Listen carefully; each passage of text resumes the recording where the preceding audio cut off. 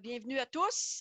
Ça me fait plaisir de vous accueillir ce soir au webinaire numéro 4 de la série Stabilité et productivité des systèmes fourragers. Alors, ce soir, le sujet sera brassicacées et annuelles de saison froide. Alors, juste à titre de rappel, si on a des gens qui se joignent puis qui sont pas habitués avec Zoom, j'aimerais juste que Cyril nous donne des petites consignes. Oui. Bonsoir à tous et merci d'être avec nous. En ce qui concerne le Zoom webinaire, il ne faut surtout pas s'inquiéter du fait que vous n'ayez pas de caméra ni de micro, c'est tout à fait normal. Votre caméra ne sera jamais ouverte. Par contre, votre micro, si vous voulez l'ouvrir, il vous suffit de lever la main. Donc, pour lever la main, c'est la petite icône en bas de votre écran. Puis là, on vous autorisera à ouvrir votre micro. Par contre, pour pouvoir mieux, pour que ça soit plus gérable la présentation, on gardera toutes les questions, donc les mains levées pour la fin. Par contre, si vous avez des questions durant le webinaire, vous ne voulez pas l'oublier, n'hésitez pas juste à les rentrer au fur et à mesure, mais on y répondra à la fin. Donc, pour poser vos questions, je vous demanderai d'utiliser le Q&R ou Q&A qui se trouve également en bas de votre barre de tâches. Et si jamais vous avez des questions plus techniques, je vous demanderai d'utiliser à ce moment-là le discussion ou chat qui se trouve en bas de votre écran. Voilà, je pense que c'est bon. Merci beaucoup pour le rappel. Alors, j'aimerais vous dire que ce soir, nous avons comme conférencier M. Maxime Leduc et Nathalie Côté, moi-même, et Cyrine El Amdoui qui vous accompagneront au niveau de l'animation. Avant de laisser la parole à M. Leduc, j'aimerais vous expliquer toujours que l'activité est rendue possible grâce aux producteurs de bovins du Québec, à Réseau Agri-Conseil et au programme VBP+. Encore une fois, ce soir, nous allons utiliser la plateforme Kahoot. Alors, pour ceux qui se joignent à nous et qui ne l'ont pas fait dans les fois d'avant, vous allez soit sur l'Internet et vous cherchez Kahoot. Si vous avez un téléphone Android, vous allez dans le Google Play et vous cherchez Kahoot. Sinon, devant votre iPhone, vous allez dans le App Store et vous cherchez Kahoot et vous allez pouvoir, là, après ça, jouer avec nous. Alors, ça devrait ressembler un petit peu à ça, ce que vous allez voir quand vous essayez de downloader l'application. Fait qu'à ce moment-ci, moi, je vais arrêter mon partage et je vais permettre à M. Leduc de faire le sien. Merci, Mme Côté. Merci, Mme Elandaoui, pour cette magnifique présentation aujourd'hui. Trêve de plaisanterie, je suis très content d'être avec vous aujourd'hui. C'est ma 4e présentation. Fait que je vous encourage dans votre sondage de fin d'aller proposer des sujets comme le bale grazing, l'alimentation des résidus.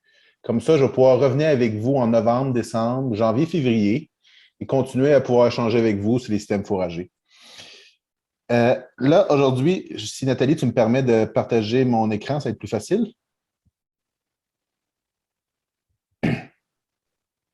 OK.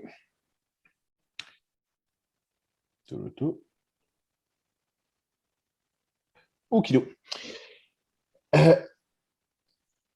Aujourd'hui, on va parler principalement des brassicacées ou simplement des choux fourragers qu'on envoie, toutes les radis, ainsi que les annuels de saison chaude. Pour une simple et bonne raison, c'est que, si vous vous rappelez, pour ceux qui étaient là dans les 3 derniers webinaires, on voulait essayer de vous faire développer un système fourrager qui était résilient, qui permettait de faire face, en fin de compte, à plusieurs enjeux pour à la fois la sécheresse, puis s'assurer d'étendre le plus possible les pâturages. Et, attendez, je vais juste gérer quelque chose. Et un des avantages qu'on va vous parler aujourd'hui, puis en termes de brassicacées puis des graminées de saison froide annuelle, c'est OK, comment qu'on pourrait utiliser ces graminées-là, ces outils-là pour allonger la saison de paisance? Parce qu'on ne se cachera pas, pour les bovins de boucherie, le coût premier, un des coûts les plus importants de production, c'est le coût d'alimentation. Et l'aliment numéro 1 des bovins de boucherie, c'est les fourrages. Alors, si on peut éviter de récolter des fourrages, les entreposer puis les donner aux animaux au mois d'octobre, novembre, décembre, en allongeant la période de pâturage, vous en trouvez gagnant, considérant que tout se joue sur différents aspects en termes de marge de profit pour les producteurs. Fait qu'un des bénéfices, c'est vraiment de réduire le coût d'alimentation. réduire les coûts liés à la gestion du fumier, parce que si vous êtes capable d'étendre, de faire pâturer les vaches jusqu'au mois de novembre, décembre, ben c'est du fumier qui ne s'accumule pas dans vos parcs d'hivernation ou dans vos parcs, en fin de compte, vos enclos intérieurs ou extérieurs. Fait que c'est du fumier de moins intense, un coût supplémentaire de moins, et vous demandez à vos vaches qui s'alimentent et épandent le fumier en même temps.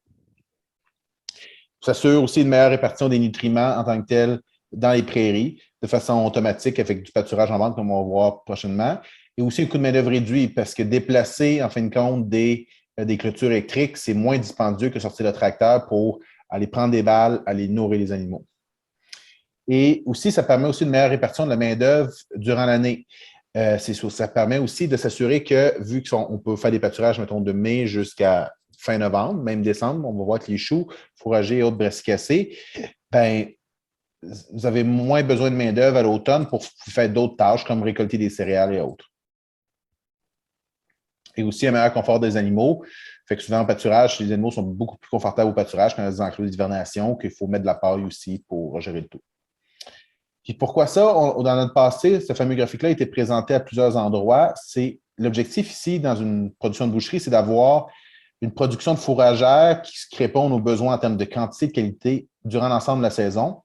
Et ça, pour y arriver, il faut utiliser différentes techniques, différentes façons.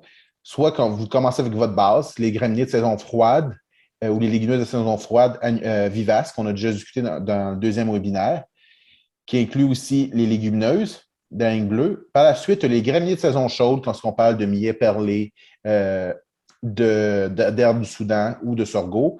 Et là, ici, en fin de compte, les turnips, qu'est-ce qui veut dire? Eux autres, toutes les brassicacées. Et même, on peut inclure ça là-dedans, peut-être des céréales ou des graminées de saison froide annuelle, en fin de compte, qu'on peut faire pousser au mois d'août pour permettre de récolter au pâturage au mois de novembre, octobre. Puis pour allonger les pâturages, il y a différentes techniques. Puis on va en voir 2 aujourd'hui, puis les autres, ce sera dans le cadre d'un autre webinaire lorsque vous m'inviterez. C'est l'entreposage, le stockpiling. Il y a l'entreposage des plantes vivaces. L'entreposage des plantes annuelles, les brassicacées, ça peut être du maïs en silage, ça peut être des petites céréales avec du pois.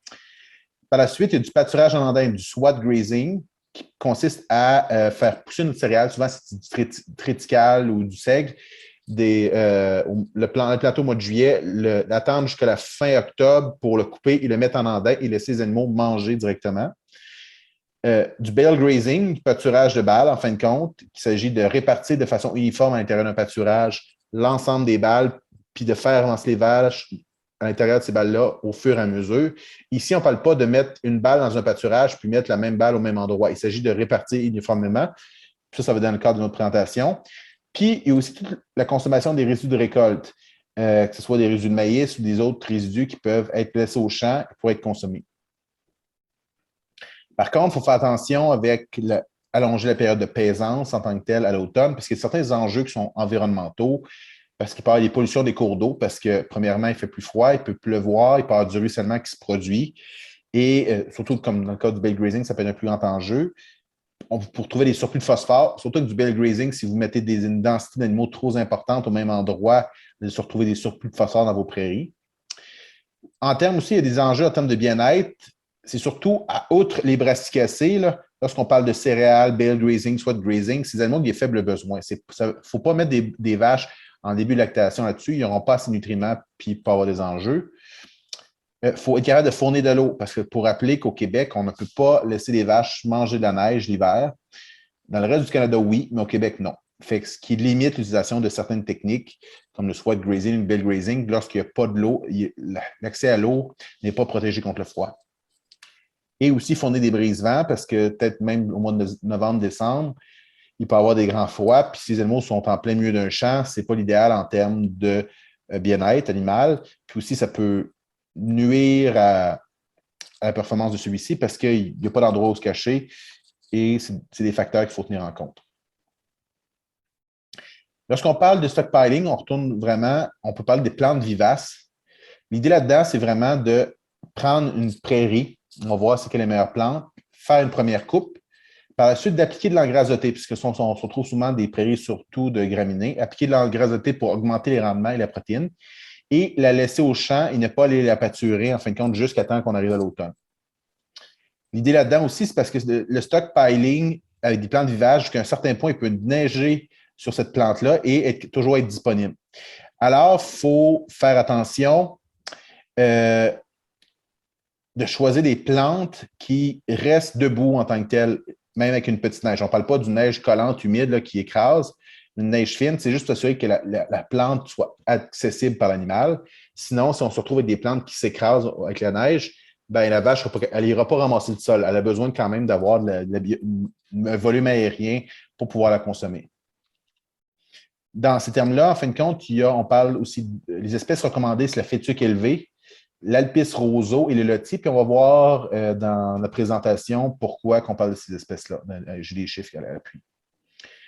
Ici, lorsqu'on parle, ici, on peut voir, c'est un graphique qui a été fait en Alberta, c'est des sources, pour savoir, OK, si vous faites du stockpiling, l'accumulation de graminées, de plantes vivaces, en fin de compte, de plantes fourragères vivaces au champ, comment varie la digestibilité des nutriments totale au cours du mois d'octobre, novembre, décembre, mars, avril, pour différentes plantes, en termes de luzerne, qu'on reconnaît très bien ici, le brome des prés qui est en mauve, ici c'est la luzerne, le dactyle, qui était le point en rouge ici, le red canary grass, qui est l'Alpis roseau ici, puis finalement, on retrouve la fléole avec un petit bleu poudre, et le carré vert par là, la fétuque élevée, c'est elle qui permet de maintenir, qui contient, mais si on compare à la luzerne, c'est la plante fourragère qui maintient sa valeur nutritive tout au long de l'hiver de façon plus importante, qui permet de nourrir des mères allaitantes avec un veau et des animaux en croissance jusqu'à un certain point, sans avoir de perte de rendement, puisqu'on fournit un fourrage de bonne qualité. Par contre, comme vous voyez, la luzerne, ce n'est pas un joueur important. Ici, on voit le contenu en protéines brutes, comment il varie. C'est un peu plus mélangé ici, comme vous pouvez le constater. Et ici, on retrouve la ligne verte ici. C'est vraiment l'Alpis roseau qui démontre des bonnes performances. Tandis que la fameuse fétuque se retrouve un peu plus bas, avec quasiment dans la zone pour les vaches taries. Et la luzerne qui se retrouve ici, c'est sûr qu'elle reste quand même la luzerne qui se trouve ici, qu'on voit que la diminution importante, en fin de compte, de la quantité de protéines au fil des saisons fait que le point à retenir, la luzerne, ce n'est pas recommandé pour faire du stockpiling ou de l'accumulation de vivaces. Ici, en fin de compte, c'est la valeur relative des aliments.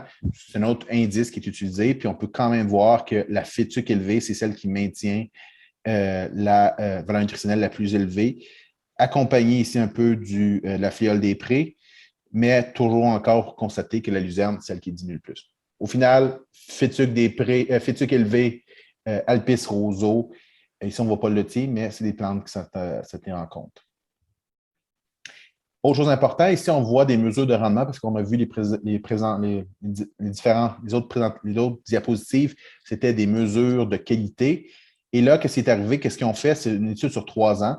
C'est qu'ils ont calculé la quantité de biomasse après une coupe au 15 juillet et jusqu'au la première gelée mortelle sur une moyenne de 3 ans. Qui qu'on peut regarder, c'est les gros gagnants, la fétuque élevée, en tant que telle qu'on retrouve ici, suivi du brome des prés, Russian Wild Dry, on ne l'a pas, puis on retrouve du Red Canary Grass, puis en gros du dactyle, puis de l'Alpis roseau. Comme vous constatez, la fétuque élevée, c'est une plante vraiment adaptée pour se faire ce type de pâturage-là par accumulation. Finalement, autre point important, tantôt on disait qu'il faut faire une première coupe, choisir la bonne plante, mais aussi être capable de fertiliser en azote. Après la coupe, ici, c'est une expérience, c'est ce qu'ils ont fait. Ils ont effectué une coupe, puis ils ont dit, OK, en fonction de la dose, soit 0 livres, 40, 80, 120 livres à l'acre en tant que tel d'azote, à des dates différentes. Entre le 1er août au 15 août, entre le 15 et le 29, et par la suite, début septembre, mi-septembre. Qu'est-ce qu'on peut constater? C'est important si vous appliquez de l'engrais, c'est d'appliquer l'engrais le plus rapidement possible, tout de suite après la coupe, le plus tôt en saison, après la première coupe, pour essayer de maximiser les rendements. Parce que si vous constatez, on compare 4 000 versus 3 000 livres à l'acre. Il y a 1000 livres à l'acre de différence entre pour la même dose d'azote, mais à 2 dates différentes. Et en plus, lorsqu'on regarde pour le début août, l'application d'azote, il y a une augmentation significative en tant que telle des rendements. On passe de, quand il n'y a aucun engrais, environ de 2,2 livres de matière sèche à l'acre à 4000 livres. C'est presque le double juste en ayant fertilisé. Mais l'important, le point à tenir en compte, il faut être capable aussi d'assurer la rentabilité économique, voir est-ce que c'est viable d'appliquer 120 livres d'azote à l'acre. C'est une chose à valider avec votre agroéconomiste. Puis les bonnes pratiques, finalement, d'autres pratiques, c'est vraiment pour savoir, OK, est-ce que votre fourrage après la gelée mortelle, il serait important d'aller prendre une analyse de fourrage et ainsi de valider est-ce que la qualité des fourrages est adéquate pour les besoins des animaux que j'ai en place, soit des animaux en croissance, soit des mères allaitantes ou soit des vaches taries. Ça vous aide à formuler les rations et éviter certains déficits énergétiques. Et aussi, l'important, c'est vraiment de ne pas laisser faire du pâturage en bande pour s'assurer que les animaux consomment seulement la portion et n'aillent pas piler en fin de compte ou détruire le fourrage qui n'est pas consommé par la suite. Autre chose aussi qui est intéressant, c'est vraiment lorsqu'on parle, là on a parlé de plantes vivaces, faire du stockpiling, mais aussi on peut accumuler des plantes annuelles. Lorsqu'on parle des céréales de printemps ou même d'automne, lorsqu'ils sont implantés, j'en parle un peu, le raigrant annuel, du maïs et surtout le brassicacé qu'on va parler majoritairement aujourd'hui.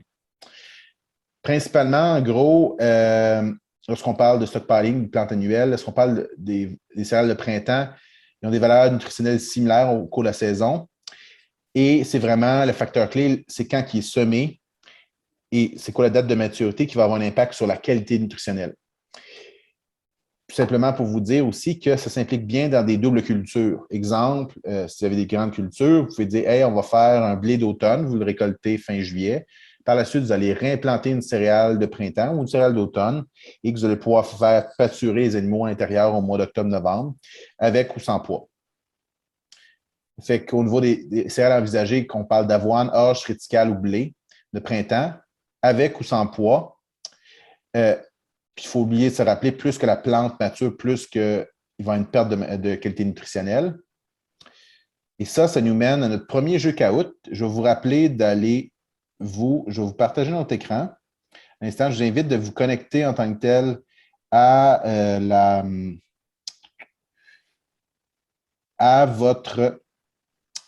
utiliser votre application mobile ou aller directement sur votre questionnaire. Et ils vont vous demander un numéro de PIN. Et ce numéro de PIN-là, il est ici, il faut entrer le 632-7734. Je vous laisse le temps pour vous connecter à votre application. Il faut que vous marquiez un nom d'utilisateur, votre courriel. Comme ça, Nathalie va pouvoir vous envoyer votre cadeau. Un magnifique magazine de Ricardo ou autre, ou c'est une surprise pour les personnes ayant le meilleur score au quiz. Actuellement, nous avons Daniel qui performe très bien, mais je ne sais pas s'il est là ce soir. Nathalie, est-ce que tu as vu Daniel aujourd'hui?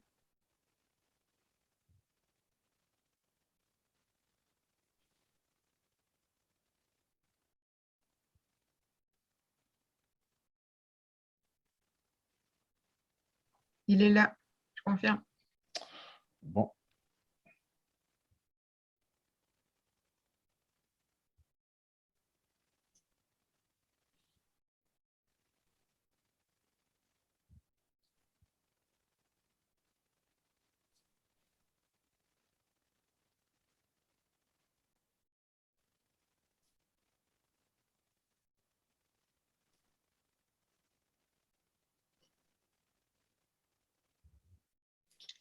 Je vais attendre un peu, encore une minute, au cas où il y en a qui veulent participer et pas télécharger l'application.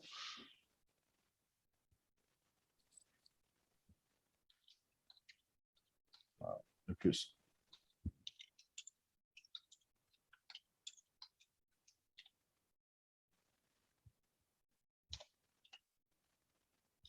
Bon. Simplement des règles pour le rappeler aux personnes. En gros, c'est un temps maximal. Comment ça fonctionne? Plus vite que vous êtes capable de répondre à la bonne question rapidement, vous avez 20 secondes, plus que vous accumulez de points. Fait que le pointage n'est pas seulement si c'est la bonne réponse ou non, mais la rapidité auquel le faire. Puis, dans cette section-ci, il va y avoir 3 questions, 4, et on va switcher la présentation pour recommencer. on va débuter.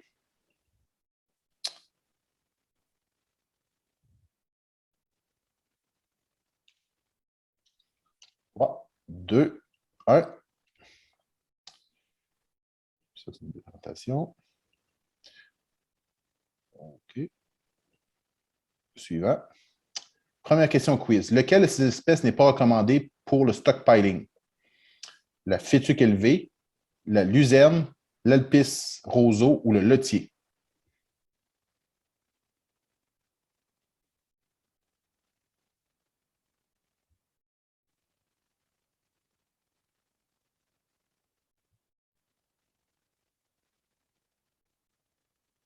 Good. Nous avons Rémi en première position, suivi de Simon et Jern. Vrai ou faux? Il est préférable de ne pas appliquer d'engrais en stockpiling.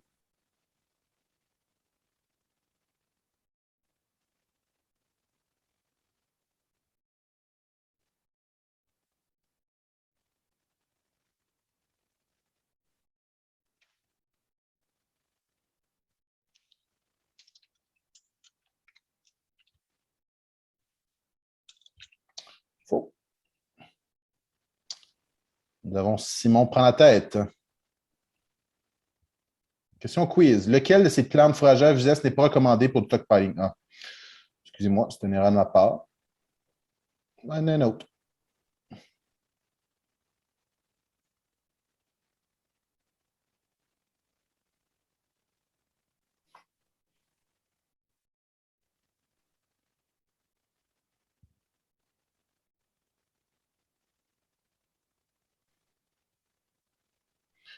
Good. C'est pas pire pour avoir posé deux questions différentes. Fait que nous avons Rémi, Simon et Lou qui montent tranquillement. Fait que là, c'est l'heure. On va switcher on va retourner à la présentation pour faire la portion sur les brassicacées.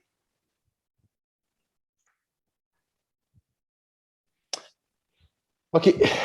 Qu'est-ce que les brassicacées? Pourquoi les utiliser? Comment ça fonctionne? Peut-être que vous avez déjà entendu parler des choux fourragés. Premièrement, l'avantage, ça a des forts rendements. C'est un des avantages premiers des brassicacées. Puis, qu'est-ce qu'on peut constater ici? C'est une quantité de matière sèche en tonnes à l'acre. Ici, vous constatez, avec un semis le 17 août.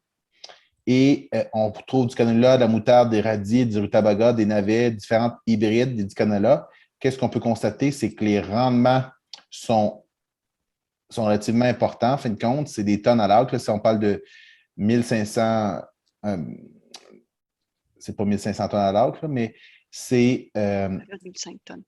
Ça doit être 1,5 tonnes en fin de compte à l'acre.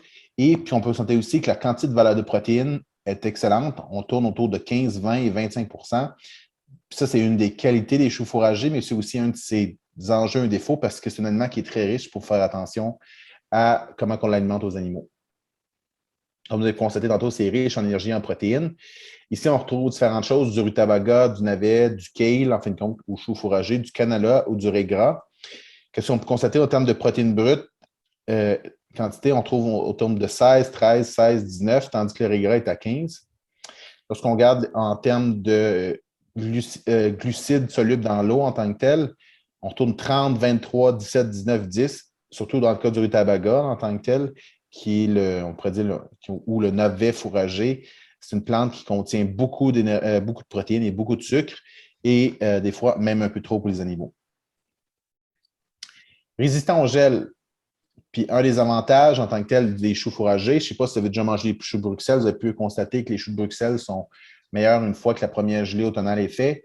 C'est la même chose avec les choux. Ils résistent au gel. Ils peuvent rester verts durant l'ensemble de la période, en fin de compte. Puis aussi, les tiges sont relativement assez fortes, fait que même s'il neige dessus, les plantes restent dans les airs et ne sont pas écrasées par la neige. C'est-à-dire qu'elles restent accessibles par les animaux. Ce qui fait d'elle, en fait, compte, un excellent pâturage d'automne. Oui, on peut faire semer certaines variétés pour faire du pâturage au mois de juillet, mais la force vraiment des brassicacées, c'est d'être capable de fournir une plante de la biomasse et aussi une plante de qualité avec beaucoup d'énergie, beaucoup de protéines dès l'automne. Puis, comme je vous avais pu voir tantôt, l'objectif de présentation aussi, ça s'intègre de façon très bien, en fin de compte, dans les systèmes fourragers dans l'objectif d'étendre en tant que tel la culture à l'automne. Mais surtout, il faut faire attention. J'ai fait le message dans le passé, c'est que toute utilisation de brassicacées ou encore d'herbes de Soudan, il faut que ça s'intègre dans une planification stratégique de vos systèmes fourragers pour une vision à long terme, parce qu'il faut que l'implantation de ces prairies-là, ça prend des conditions spécifiques, mais aussi il faut que ça s'intègre dans la rotation de vos cultures pour s'assurer que vous ayez la bonne quantité d'hectares en termes de choux fourragers sans plantés, en termes de graminées et légumineuses et de graminées de saison chaude, pour s'assurer que ça soit égal à chaque année et rendre homogène en fin de compte vos coûts et du même coup réduire vos risques dans votre entreprise. Il y a différents types, puis on ne les retrouve pas tous au Québec en fin de compte, puis c'est beaucoup utilisé en fin de compte en Nouvelle-Zélande. On peut parler du kale, du chou, du canola fourragé, des navets, des rutabagas ou des radis. C'est pas toutes les plantes. Il y a des plantes qui peuvent être seulement la feuille qui est consommée, d'autres la feuille et le bulbe. Et ça varie en termes de nombre de jours en température. Ça varie de 90 à 180. De 150 à 180, c'est des choses qui peuvent être peut-être pas excessives en tant que telles pour le Québec parce qu'il n'y a pas assez de jours de croissance. Et il y a certaines variétés qui peuvent peuvent être pâturées une première fois et être pâturées une deuxième fois. Si on regarde au niveau du navet feuillu, ça c'est un exemple, vous n'êtes pas vraiment intéressé par le nom latin, c'est vraiment, il n'y a aucun bulbe, c'est une racine qui est assez pivotante, puis ça fait partie des plantes qui ont une capacité de recroissance après la coupe. Le navet bulbe, c'est une autre variété que lui, vous constatez qu'il y a vraiment une bulbe charnue, il n'y a pas de collet, puis une chair jaune. Puis juste pour rappeler, c'est très rare ou très anecdotique qu'une vache va s'étouffer avec ça. La vache, je ne sais pas si quelqu'un a déjà vu ça, mais dans la littérature, il y a peu de vaches qui vont prendre le gros bulbe que vous voyez à l'écran et qui va s'étouffer avec. Le navet fourragé, c'est une autre. C'est vraiment aussi un bulbe charnu, collet évident, chair jaune ou blanche. On trouve le colza fourragé ou en fin de compte le canola, que ça, c'est vraiment juste des feuilles qui est présenté. Une tige qui est plutôt fibreuse, où il n'y a aucun bulbe et ça a différentes hauteurs en termes des variétés. Finalement, le chou, le kale, peut-être c'est ceux-là qu'on voit le plus souvent, qu'on a vu dans le Québec, c'est vraiment une tige gonflée, en fin de compte, qui monte vers le haut. Puis il y a le pourcentage de feuilles variable en fonction des variétés et il y a différentes hauteurs. Autre question, en fin de compte, je peux y répondre tout de suite sur un spectateur. Est-ce que ça peut être recommandé, en fin de compte, pour les troupeaux de bovins laitiers? Bien, la réponse, pour peu importe le type d'alimentation ou pâturage, l'important, les animaux ont besoin de valeurs nutritives.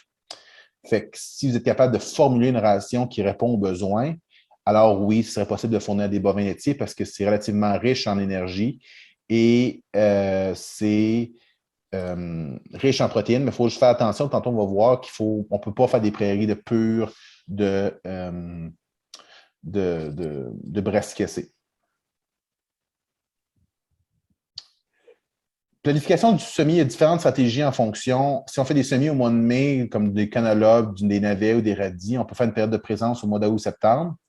Il y a le kale et le rutabaga qui prend beaucoup plus de temps, fait qu'eux, il faut que c'est vraiment soit planifié pour une présence au mois de novembre-décembre. Ou ces mêmes canola, navets qui est planté au mois de mai, on peut les planter au mois de juillet à août, comme une double culture. Comme si je vais essayer de planter les radis qui servent à décompacter le sol, en fin de compte, les tillage radish.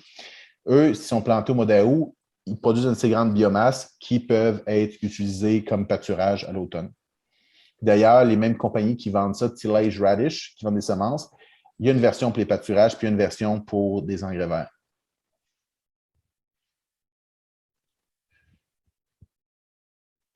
Lorsqu'on parle de semis, on peut, un peu comme n'importe quoi, il y a différents types de semoirs qu'on peut utiliser. Un semoir à disque standard, on peut le semer à la volée, puis on peut même faire des semis directs. Mais lorsqu'on fait du semis direct, il faut s'assurer d'avoir détruit la culture. Profondeur de semis 1 à 1,5 cm. Possibilité de semis direct, mais besoin vraiment de détruire la culture avec du Roundup ou un autre intrant. Il faut faire attention dans le choix de nos pesticides parce que pour que ce soit le Roundup, ce n'est un, s'assurer qu'il n'y ait pas de limitation pour l'utilisation de pesticides à la suite pour les pâturages, pour éviter qu'il y ait de l'accumulation qui se fasse dans les tissus, la plante et intoxique l'animal.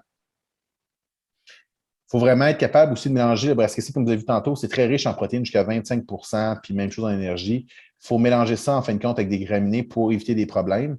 Comme que je dis, c'est vraiment 50 de brassicacé. Il faut une fertilisation au semis, au moins 35 kg à l'hectare, parce que ce n'est pas une légumineuse, c'est-à-dire qu'elle ne produit pas son azote. Elle a besoin d'une fertilisation azotée, puis même, elle peut en prendre des très grandes quantités. Ici, c'est vraiment, on parle de taux de semis pur en termes des navets, des rutabagas, en fin de compte, ou navets fourragés, caoutchouc, colza et navets feuillus. Il faut le constater, c'est une plante qui prend beaucoup de place. Fait que les taux de semis ne sont pas obligés d'être très importants. Puis on peut constater, lorsqu'on c'est un semoir en rang versus la volée, le taux de semis est inférieur, en fin de compte, lorsque la graine est placée dans le champ au lieu d'être à la volée. Ici, c'est la même chose pour donner un autre graphique d'une autre façon. C'est différents hybrides. On voit le taux de semis, puis on voit le nombre de plants par mètre carré. Fait que, comme vous voyez, avec simplement 4 kg à l'hectare pour le colza fourragé, on se retrouve avec 100 plants par mètre carré. C'est beaucoup. Et même chose pour le rutabaga, on trouve avec 20 plants. Fait que si 1 mètre carré, c'est pas beaucoup large, mais fixe, c'est une plante qui prend beaucoup d'espace. Vous allez pouvoir rapidement voir que ça crée de la biomasse et ça occupe de l'espace dans le champ. En termes de fertilisation, c'est une plante qui répond excessivement bien à l'azote.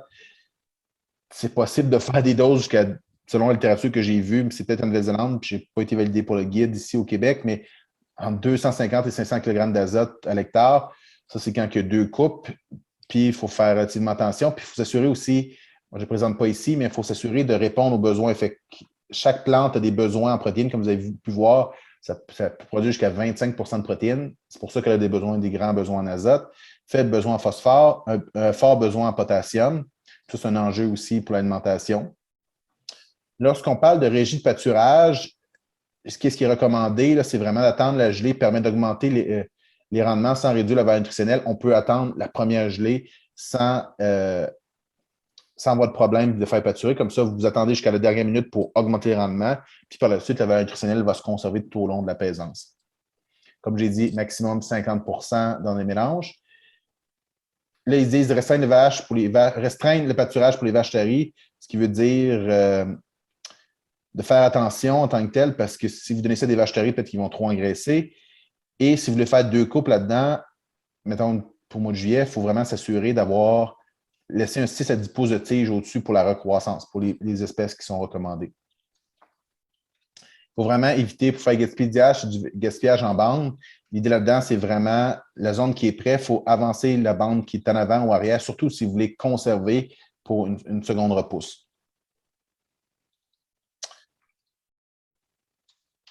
Aussi, il faut faire un suivi mutuel des rotations des prairies, s'assurer qu'il n'y ait pas de problème. Valider les restrictions des rotations des herbicides, comme j'ai expliqué tantôt, pour s'assurer qu'il n'y avait pas des pesticides qui avaient été appliqués et que ça ne peut pas être utilisé en fin de compte avec des choux. Puis il y a peu de l'homologation pour les brassicacées, en fin de compte, en termes de pesticides, d'herbicides, fait que ça peut avoir des contaminations pour la chose. Il y a certains enjeux, fait comme c'est marqué aujourd'hui, il fait vraiment une forte concentration d'énergie. Comme vous voyez, 2 exemples en tant que tel. Il y en a un qui c'est un navet, puis l'autre, c'est un radis. Et une faible concentration en fibres. Il y a beaucoup de sucre, beaucoup de protéines, mais peu de fibres. Fait que, comme je dis, maximum de 50 %. Et il y a d'autres enjeux, en fin de compte, que l'affaire fait qu'il y a une forte concentration de soufre. Alors, il faut contrôler l'apport parce que s'il y a une trop grande concentration, ça peut affecter, en fin de compte, la population microbienne du rumen. Et attendre quelques jours après la gelée mortelle avant de la faire pâturer. Aussi, des enjeux en termes de ballonnement. Au début, pour s'assurer de faire une bonne transition des prairies, mettons, de graminées légumineuses standards vers les brassicacées, ce qui est recommandé, c'est de fournir une balle quelques jours avant et même après, en fin de compte, l'entrée dans le champ, pour s'assurer que les animaux aient une autre option d'alimentation, pour pas que s'ils sont affamés, qu'ils mangent juste des brassicacées, mettons le chou, mais qu'ils peuvent aller manger du foin pour laisser le temps, en fin de compte, aux rumens de s'adapter. Aussi, on peut fournir des blocs minéraux avec des ionophores à l'intérieur pour éviter ce fameux ballonnement si la transition n'est pas bien faite. Il y a un autre enjeu, comme vous avez pu voir, il y a vraiment d'émettre une très grande quantité de fertilisation azotée et une très forte concentration en protéines, fait qu'il peut y avoir des enjeux d'empoisonnement au nitrate. Et c'est pour ça, en fin de compte, toujours le 50 et de permettre aux vaches de s'adapter tranquillement, pas vite, face à ces enjeux.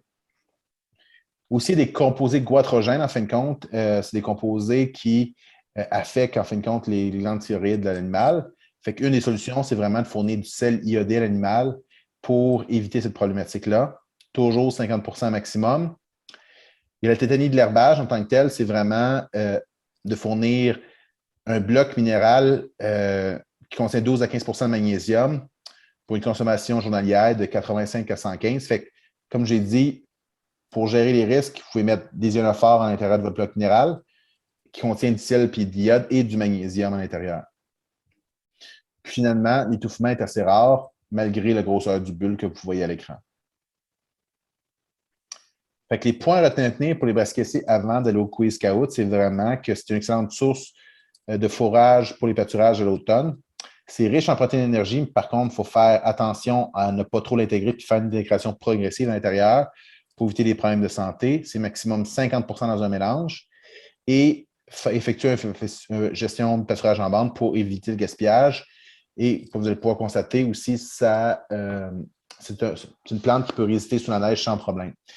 Puis juste pour vous indiquer aussi que les vaches, quand elles sont habituées à les fouiller dans la neige, des fois, ils peuvent descendre aller dans la neige aussi creux qu'à l'auteur de leurs yeux pour aller chercher l'aliment en fin de compte dans le sol, mais ça nécessite un certain apprentissage dessus aussi. Puis surtout, choisir des variétés qui sont adaptées à vos besoins en termes de saison de croissance, en termes de qualité, puis en termes de conditions des sols. Puis je vous invite à aller voir vos semenciers pour en apprendre plus. Ce qui nous mène, je vais regarder les deux autres questions en fin de compte pour la fin du quiz questionnaire. Ce qui nous mène en fin de compte à aller continuer notre quiz Kahoot. Un instant. Attendez. Je vous laisse quelques secondes pour retourner à votre écran avant de débuter les autres questions.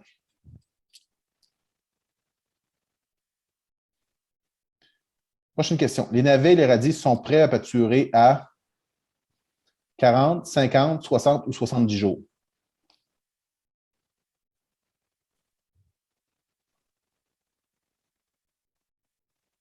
« 50 jours au début.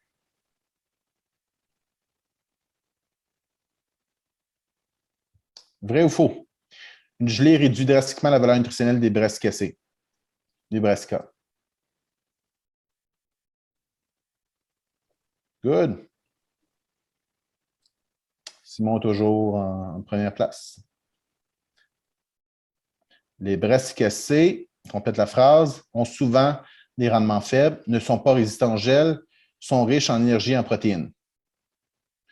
B et C, en fin de compte, c'est énergie riche en protéines. Parfait.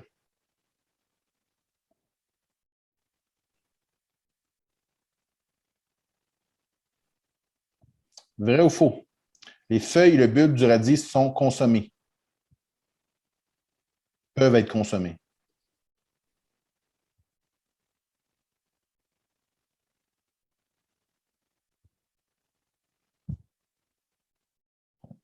Il manque une réponse.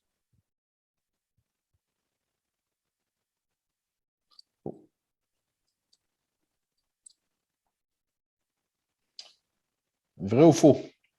Il est impossible de semer le brassicacée en semi-direct.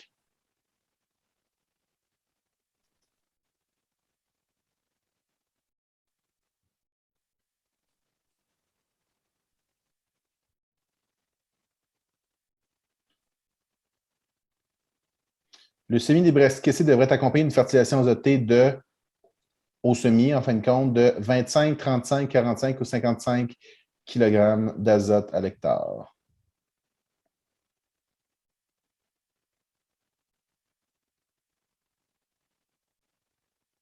Good. Simon est toujours en première place, suivi de Rémi et de Jérôme. Quiz. On peut mélanger un maximum de brassicacées en mélange avec une céréale. 20, 30, 40 ou 50 %. Good job. Simon, toujours en première position. Vrai ou faux? Les brassicacées peuvent provoquer des ballonnements.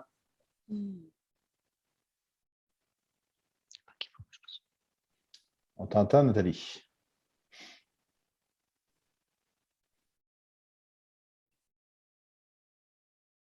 En nourrissant les vaches avec un mélange contenant des braises cassées, il est recommandé de fournir un minéral contenant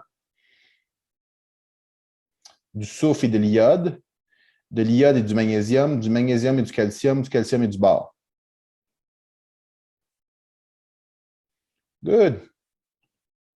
Ce qui nous mène à notre podium. Nathalie prend bien ça en note. On a Jérôme, suivi de Rémi, suivi de Simon. Félicitations. C'est la première fois où que Nathalie Côté ne finit pas dans le top 3. Fait que ça amène la fin un peu à la discussion d'aujourd'hui.